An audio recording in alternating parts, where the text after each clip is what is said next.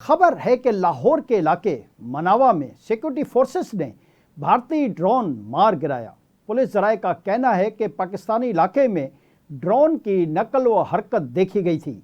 Forces ने फौरी तौर पर ड्रोन को निशाना बनाकर नीचे गिराया। इब्तदाई तौर पर यह सर्विलेंस ड्रोन लगता है जिसमें कोई बारूद नहीं था। पुलिस जराये के मुताबिक हसास इदारों ने ड्रोन को तहवील में लेकर तहकीकात शुरू कर दी हैं। दूसरी जानिब बन्नू के इलाके तख्ती खैल में फ्रंटियर कोर की चेक पोस्ट पर क्वाडकॉप्टर ड्रोन हमले के नतीजे में एक एहलकार शहीद और 3 जख्मी हो गए। डीपीओ सलीम अब्बास कलाची का मुताबिक जख्मी एहलकारों को अस्पताल मुंतकिल कर दिया गया है।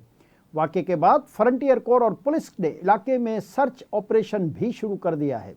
दरियासना बन्नू के इलाके हवीद में दहशतगर्दों के खिलाफ ऑपरेशन के बायस ताहुकुम सानी कर्फ्यू नाफिज कर दिया गया है।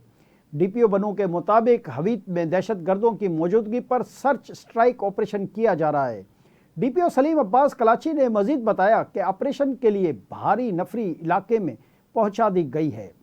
हवीद में सुबह 5 बजे के बाद आवाम को घरों से बाहर न निकलने का कहा है। सलीम अब्बास कलाची ने कहा है कि शहरी किसी भी मुश्तबा फ़र्द को अपने करीब न आने दें।